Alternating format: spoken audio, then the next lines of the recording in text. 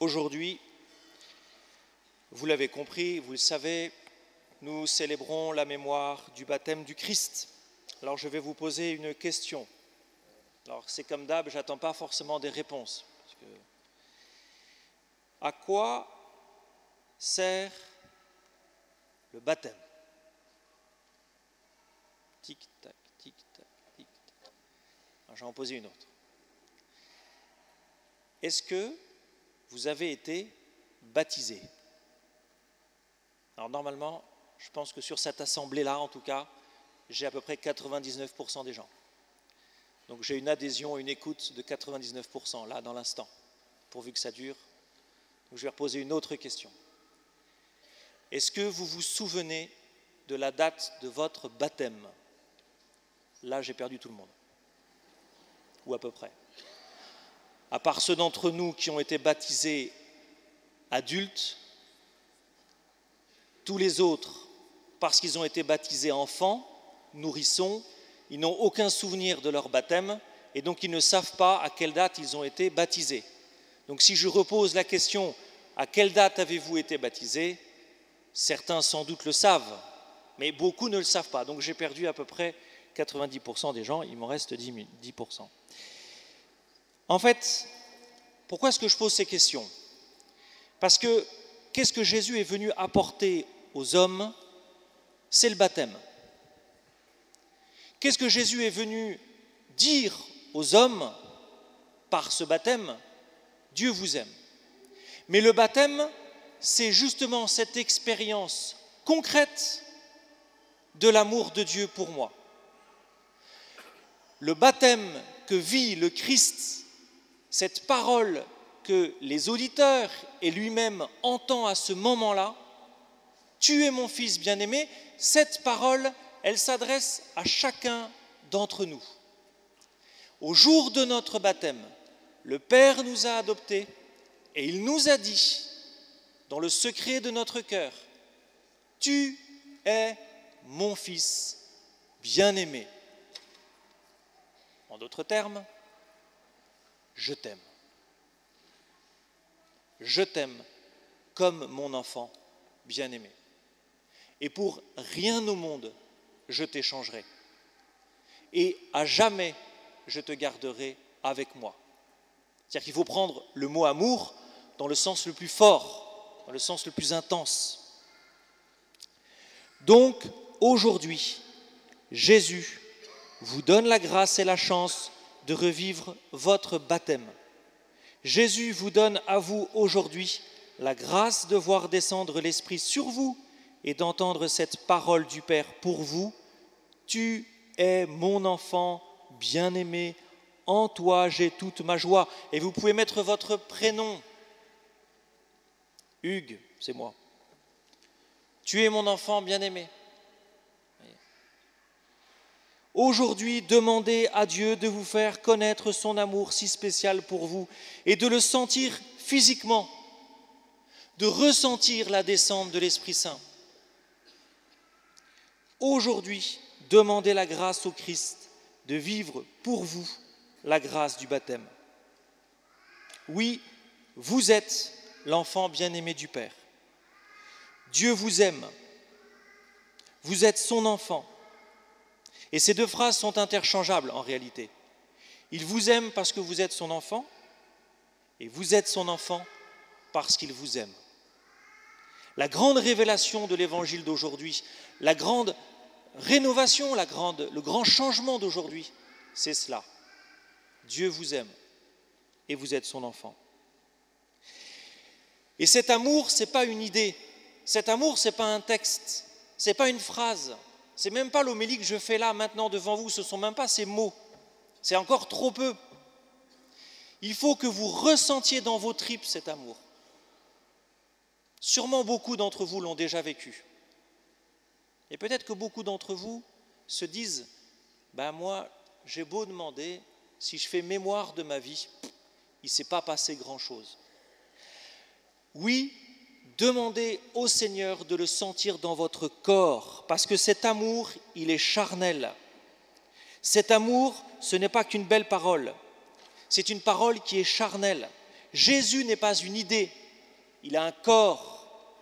La miséricorde de Dieu en Jésus-Christ, c'est un homme.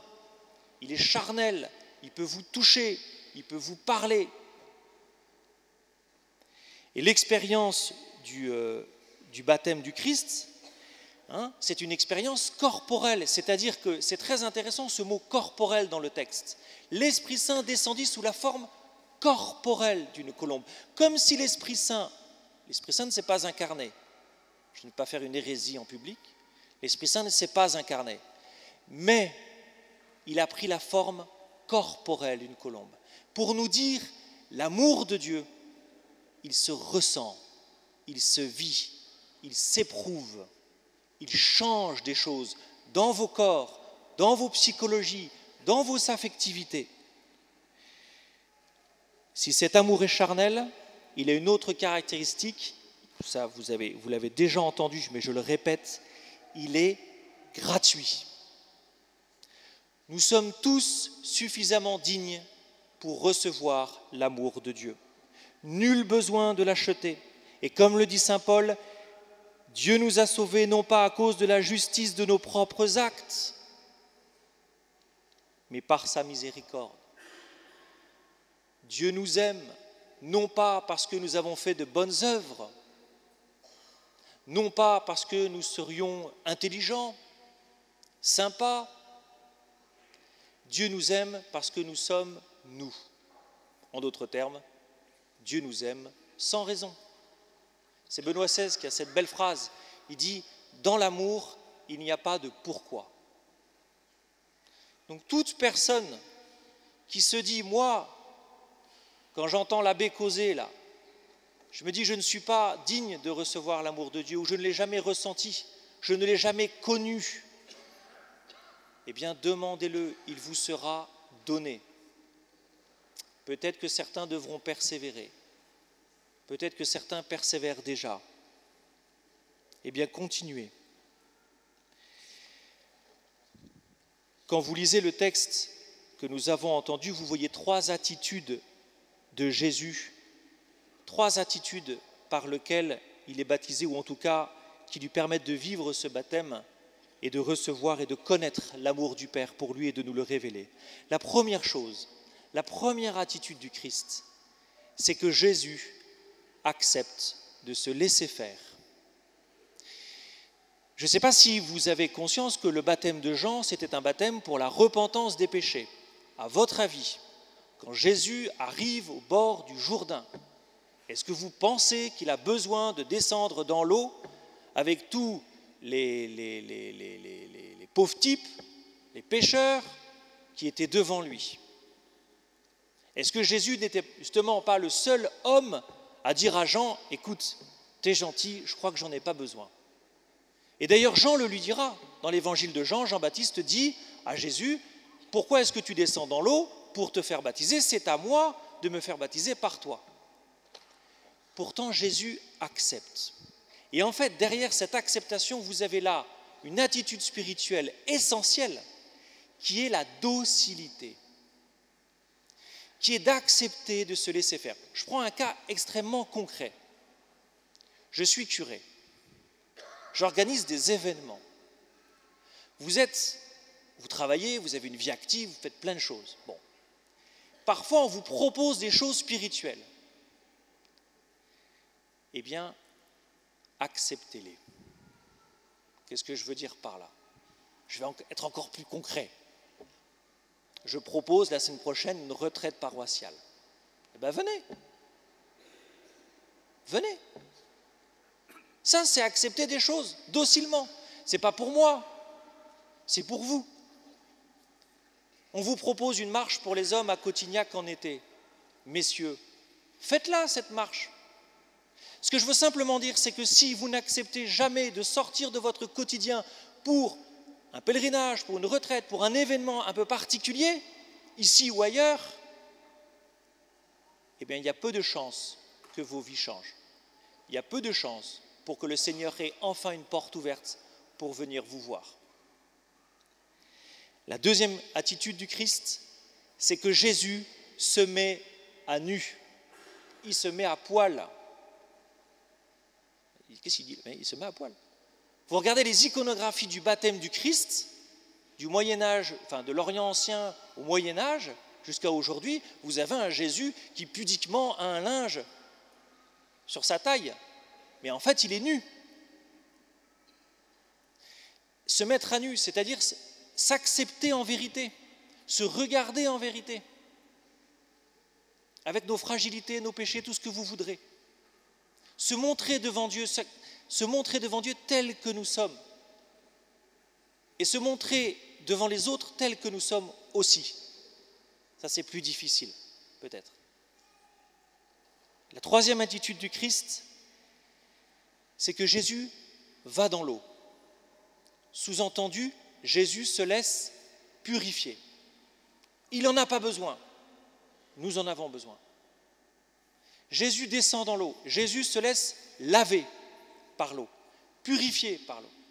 Donc cette troisième attitude, c'est en fait d'accepter de se laisser pardonner, purifier, d'accepter de se repentir, d'accepter de se reconnaître pécheur, d'accepter de reconnaître nos fautes, de demander au Seigneur de nous les pardonner. Trois attitudes: se laisser faire, se mettre à nu, se laisser purifier. Le but, et c'est saint Paul qui le dit, ce n'est pas moi, c'est que vous deveniez un peuple ardent à faire le bien. Les deux choses sont importantes. Devenir un peuple, ça signifie que nous sommes une famille, que vous êtes une famille. À la fin de la messe, puisque vous êtes une famille, vous saluez vos voisins, vos voisines. Vous pouvez même vous présenter, pas la personne qui est à côté de vous et que vous connaissez, évidemment. Personne que vous ne connaissez pas. Nous sommes une famille, nous sommes un peuple. Et Dieu veut faire de nous un peuple solidaire. Et plus nous serons membres de ce peuple, plus nous aurons l'Esprit Saint. La vie spirituelle est une vie sociale. Plus nous serons membres de ce peuple, plus nous serons membres de cette communauté paroissiale ou de la communauté paroissiale dans laquelle vous êtes habituellement, plus vous aurez l'Esprit Saint et plus il vous sera facile de faire le bien. Je sais que l'Esprit Saint est la personne de la Trinité la moins évidente. Et l'image de la colombe reste franchement insuffisante pour nous le présenter et le représenter. Il n'empêche qu'aujourd'hui, par le renouvellement de votre baptême, Dieu veut voir descendre, vous envoie son esprit, qui veut vous régénérer, qui veut vous, en termes techniques d'aujourd'hui, vous rebooter, vous relifter, vous transformer, en vous faisant connaître son amour pour vous, afin que vous trouviez paix et joie auprès de Dieu. Alors je vais vous proposer une seule chose. La semaine prochaine, rendez-vous pour tout le monde à Paray-le-Monial à 14h, dimanche, dans le parc des Chapelains. Et nous irons tous ensemble faire la démarche jubilaire, qui est une démarche baptismale, qui est une démarche de renouvellement des promesses de notre baptême en réalité, et de demander, d'éprouver la miséricorde de Dieu pour chacun d'entre nous. Et nous le ferons ensemble. Et ceux qui ne pourront pas être là, c'est parce qu'ils ne pouvaient pas pour une raison grave, impérieuse. Tous les autres, vous serez là. C'est pas loin, c'est 1h30. Pas besoin d'aller à la messe le matin, on aura la messe à 15h là-bas. Donc vous pouvez même faire un brunch à 11h. Pas besoin de déjeuner. Prenez juste les biscuits pour les gosses. C'est tout. Donc tous ceux qui ne sont pas inscrits, dans la voiture à midi, à 13h30, vous vous garez, à 14h, vous êtes dans le parc des Chapelains. Et à 15h, on a la messe. C'est important. Un seul être vous manque, comme dit l'autre, et tout est dévasté. C'est la même chose pour le peuple de Dieu, c'est la même chose pour notre communauté. Amen.